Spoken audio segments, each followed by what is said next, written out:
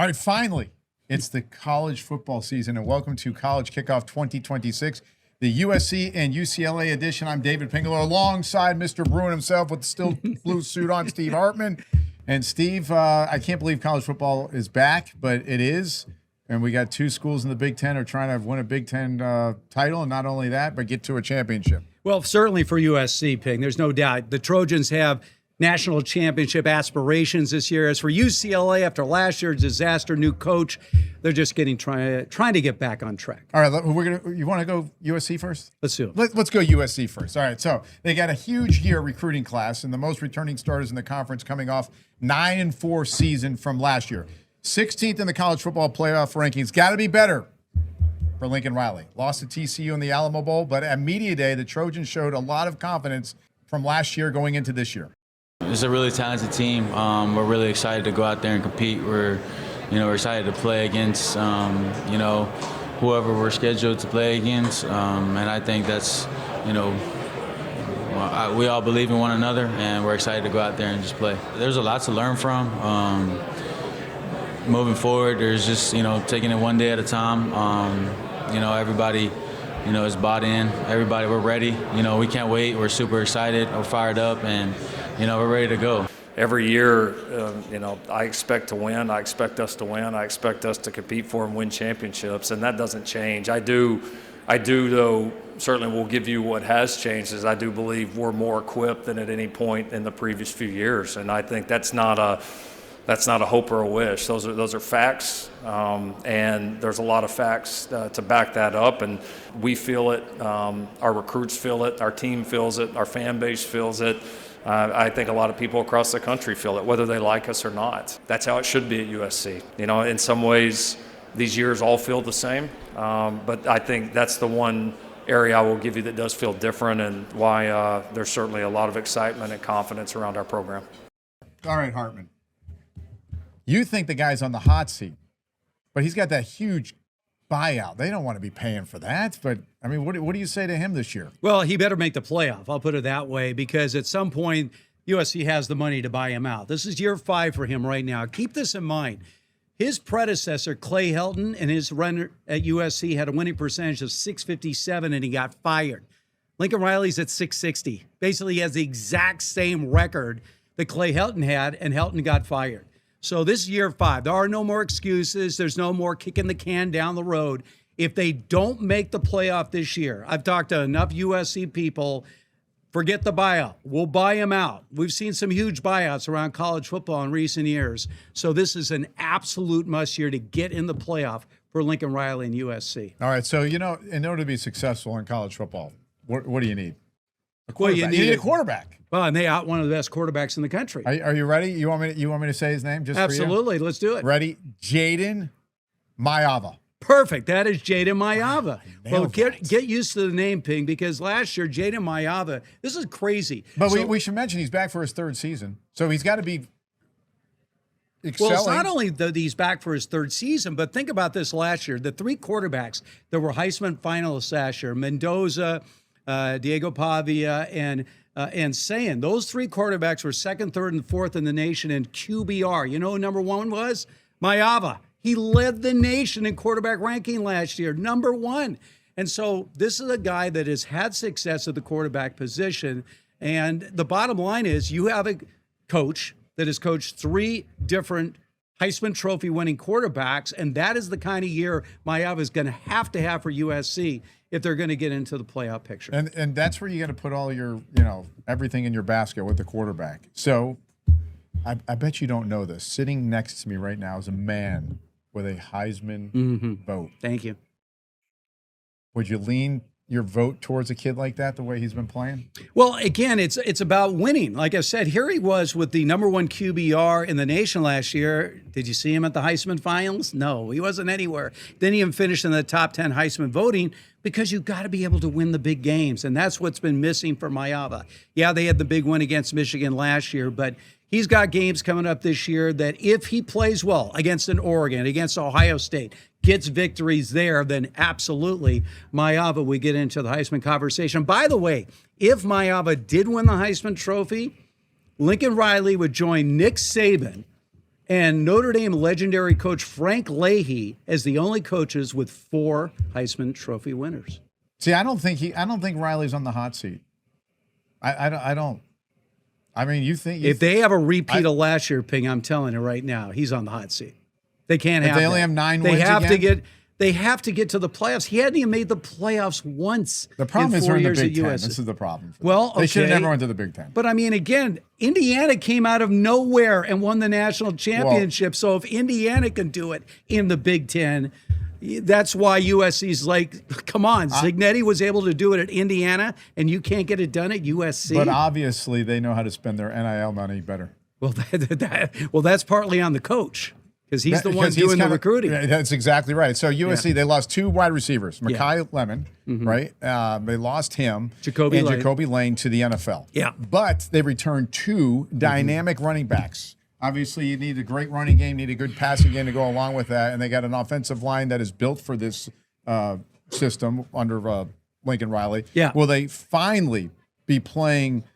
I don't think so, because they're quote unquote, yes, they're in the Big Ten, but they're out west. Do you think they can finally play real true what people would know Big Ten football is? Well, and also what used to be USC football was the dominant running game, dominant offensive line. So they have a veteran offensive line. You know, Wayman Jordan last year came to USC, was the JC National Player of the Year, got off to a hot start. Then he got hurt in the Michigan game. And then King Miller was a redshirt freshman last year, took over and had an even bigger number. So now you've got Jordan and Miller on the field at the same time. So if you can play both these guys in a back and forth, it changes the whole dynamic of that USC offense. But it would be a departure from what Lincoln Riley's comfortable with. He's about throwing the football.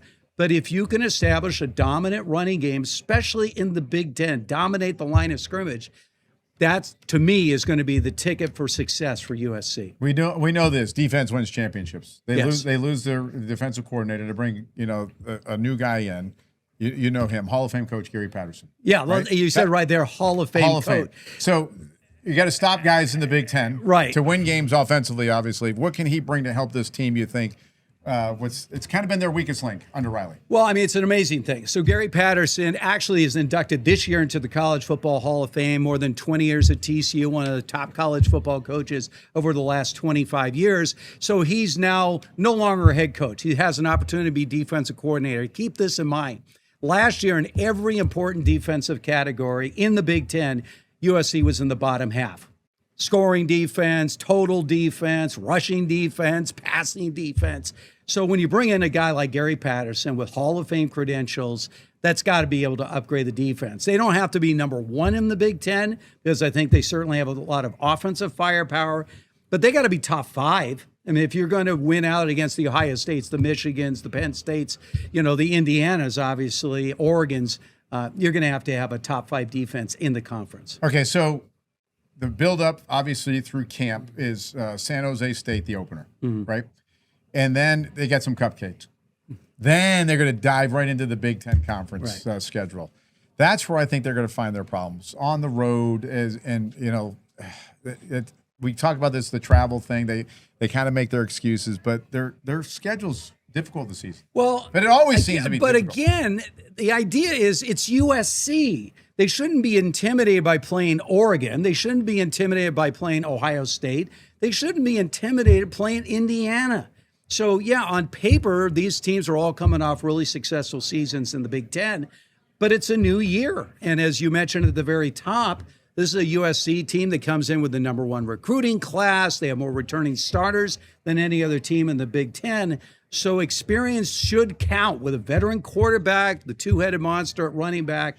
So, yeah, on paper, based on what happened last year, they look like tough games. But I'll tell you, on paper this year, SC should be a better team than all those teams they're playing this year. They should. I mean, do you think the travel thing is still an issue for these guys? It shouldn't be. Because they kind of make it it's almost like they're making themselves an excuse for themselves when they lose. Well, I mean, this is a big part why they took Notre Dame off the schedule. And this is outrageous to me that Notre Dame is no longer on the SC schedule, because they said we have all this travel into these Midwest cities. But remember, the Big Ten schools got to come out to the West Coast. So it's a give and take. You have the 4 West Coast teams with SC, UCLA, Washington, Oregon. Then you have all the, Big Ten teams. And then, of course, you have some East Coast teams, too, in the Big Ten. So I don't think you can use travel as an excuse anymore. Okay, so usually I'm better at predicting things than you are. Yes. Kind of, a little bit. Yeah. Okay, I'm one of the worst. So the over-under for wins, losses, the odds, 8.5. Yeah. Last year they had 9 wins. I'm going to say they're going to exceed expectations. You ready? Yeah. 11. 11-1. 11 wins. So they're going to go The 11-1 and get back, into the. So you let including bowl game. I mean the 12-game regular season. Yeah, they're going to finish the Big Ten 11-1. championship. Okay. Well, I mean that's going to have to include some. wins. That's 2 more wins they got to get from last year. Right. Their quarterback's better. I will say this: they should win more than 8.5, and especially if you're adding the bowl game. So you're going to. I would say 9-3. Anything less than 9-3, and we could be looking at a new coach at USC. So I'm going to say they win at least 9 games this year, which would get him into an upper level, not the playoff. They're going to have to, they're going to have to win at least 10 games and get some help if they want to get into the playoffs. So that's got to be their target going into the year, is that we got to win 10 games to have a shot at getting into the college football playoff. So you think I'm to the extreme here with my 11-win prediction? No, I say you're optimistic. You're a Lincoln Riley guy. You love Lincoln Riley. I mean, I don't know if I love Lincoln Riley, but I'm always at their practices. I know you are. Because they have the night practices. So he has sold you on this team. I know he has. Bob Chesney, the new guy at UCLA, he likes to have 8 a.m. practices. I like that. I ain't showing up at 8 a.m. I'll show up at 6 p.m. If you wore a tie like this, you could be there at 8 a.m. That's a Bruin tie right there. That is a Bruin tie. And speaking of the Bruins, we will continue with this College Kickoff 2026 edition with your school, the Bruins, after this.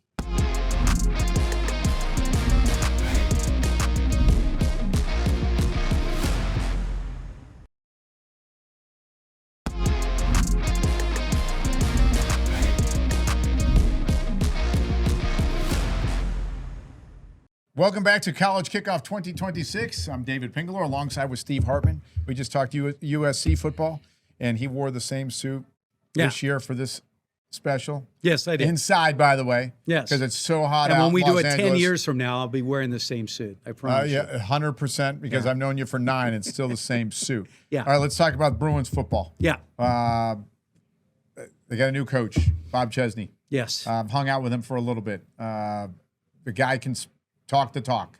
The question is, can he walk it? I mean, he knows he's been successful. What? He came from JMU, James Madison. Yeah. He was at Holy Cross, Salve Regina. Everywhere he has been, he has won.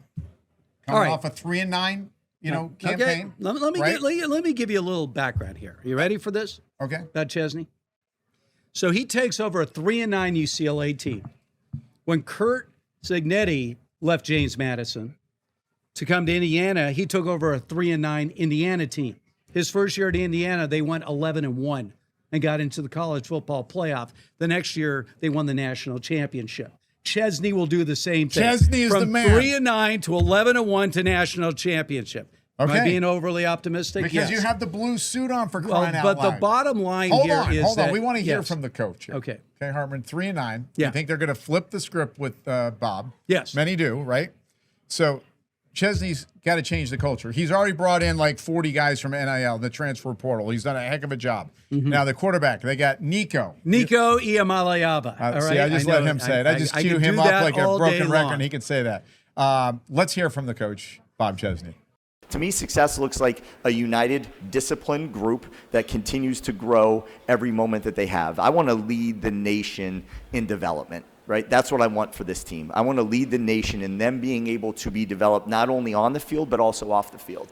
And that, to me, is something that I think will pay dividends moving forward. But at the same point in time, there's a lot of room for growth here. And I think that our guys understand that. Our coaches are continuing to teach and educate and put our guys in the best position. I think our strength staff did a phenomenal job. Every step of the way, we've done, reached some, milestones and done a really good job with it. From the portal class being the number 11th ranked portal class in the country, and we had started the day we walked in, school had already started and the portal opened because we're on the quarter system. So within a week and a half's time, 45 new guys showed up on that campus. So that speaks volumes of just what UCLA is and what UCLA can be. But, I don't have a record that we're looking at. I'm just understand we're not going to put any limits on ourselves. And at the same point in time, we understand these outcomes have to be earned, and that's got to happen on a day-to-day basis. This year definitely feels more comfortable. I'm comfortable at home, and I feel better about this year, mentally, physically, and it gives you a certain hunger and a certain feeling that you never want to feel that again. So, we're doing everything in our power that to put ourselves in positions to be prepared for all the games ahead of us. All right, so the big question is, we kind of touched on this before we heard from Chesney. Can he actually turn this team around? You can't get worse. You're 3-9 for crying out loud. So he has to be able to turn it around. Well, that's exactly right. Look, it's about baby steps here, okay? You got to bring respectability back because we're in a new world now where you have the transfer portal, the NIL money. UCLA has NIL money. Every Big Ten school has NIL money. That's why the Big Ten has become the dominant conference in the country with 3 straight national champions. But in order to get the top transfers, you got to show some sign of life. Like, this is a good place to go. Yeah, it's LA. Yeah, I get to play in the Rose Bowl still. And this is a great opportunity for me to come to UCLA. So that's really what Bob Chesney has to do in this first year at UCLA, is saying, yes, we have a viable program. You should definitely have us on your radar if you're entering the transfer portal. Now, Nico, go ahead, say it. Iamaleava. Okay. Came from Tennessee. Yes. Previously from last year, right? Right. He obviously likes him to keep him around, right? Because he was successful at UT. So they bring him in, Deshaun Foster, obviously not there anymore. We're not even going to get into all that, but he likes him enough, but is he good enough to take him to the promised land? Absolutely. You know what's interesting about last year? So remember 2 years ago, Tennessee was in the playoff. Iamaleava was a huge hype coming to UCLA, and they ended up going 3-9. But if you look at his numbers, Pig, his numbers were almost identical to the previous year in Tennessee. He actually had a slightly higher completion percentage last year than the previous year at Tennessee, and he ran for over 100 more yards. The problem was he didn't have the supporting cast that he had had at Tennessee. It was really like a one-man show. So the one thing that Chesney has really been enthralled with in speaking with Nico and, just seeing him on the field is his leadership qualities. He is a guy that is a born leader. He's a veteran quarterback. He's taken a team to the playoffs. So, expectations from Bob Chesney are huge for Nico Iamaleava. That just rolls off your tongue. It does. I mean, it really does. So we know Chesney. I mean, I love talking to Chesney. I've seen him in person. He knows he almost wants to be he sounds like a politician. Yeah. He can talk it. He's got the coach speak for sure. So from James Madison, where he was very successful, gets into the college football playoff. Why not? If you're successful there, 10 players he brought over, highlighted by the running back, Wayne Knight. Yep. He received all Sun Belt first team honors last year. He's got the quarterback. That kid needs to be the foundation of their offense from the running attack. All right, I'll give you a Wayne Knight number. By the way, second team AP All-American last year, James Madison, so he got All-American recognition. But there were 30 running backs last year in the nation. Are you ready for this? They had at least 200 carries. He was one of them. He had the highest yards per carry average of any running back in the nation a year ago that carried the ball at least 200 times. He is short. He's only about 5'7", but the shorter running backs are tougher to see as they're coming out of that line of scrimmage. And he's one of those guys that's a strong runner. He can run inside. And when he gets in the open, gets a step on you, boom, he's off to the races. So Wayne Knight is a complete game changer for this offense. Nico Iamaleava is not going to have to carry the whole load. They will be able to run the football. And because Chesney had Wayne Knight a year ago at James Madison, he knows what he's all about. So expect Wayne Knight to be a huge, huge part of this UCLA offense. What was the running back's name in the NFL? Dave Meggett? Yeah. Wayne Knight. Got to run all over everybody. That's how they're going to be really good, with a good running back and obviously the quarterback situation. Well, and that's the thing. Again, Wayne Knight is short. He's not small. Right. Okay. So no, he's a bruiser. Right. Exactly. And there was a couple of runs he had last year. He's breaking tackles through the middle of the line and then off to the races. So look at every coach says the same thing. We need balance with our offense. Wayne Knight should ignite that running attack, something UCLA had zero of a year ago. 63 brand new players, 42 transfers. Chesney has been doing some good things, obviously, up to this point, bringing in new guys. Got 3-9. This has been a losing program for the last several years. He wants to create change, and obviously bringing in new people, new blood. There's where he's at. Well, this is the challenge for all these coaches these days, Ping, because you're bringing in, okay, you got 42 transfer players, which is honestly a ridiculous That is amount. crazy. But that's what Signetti did at Indiana. He just completely brought in a whole new roster. And again, you know, Chesney is a disciple of Signetti. And so he saw what Signetti did. It's about not just bringing in talented players from other programs, but that's the problem. You're bringing in guys from other programs running different offensive systems, and you got to get them all on the same page quickly. There's no preseason in college football. Boom, you're on the road at Berkeley to start the season. You got to get things ready as quickly as possible. So it's going to be a challenge. Certainly early in the year, he's going to be experimenting with some different combinations with these different players.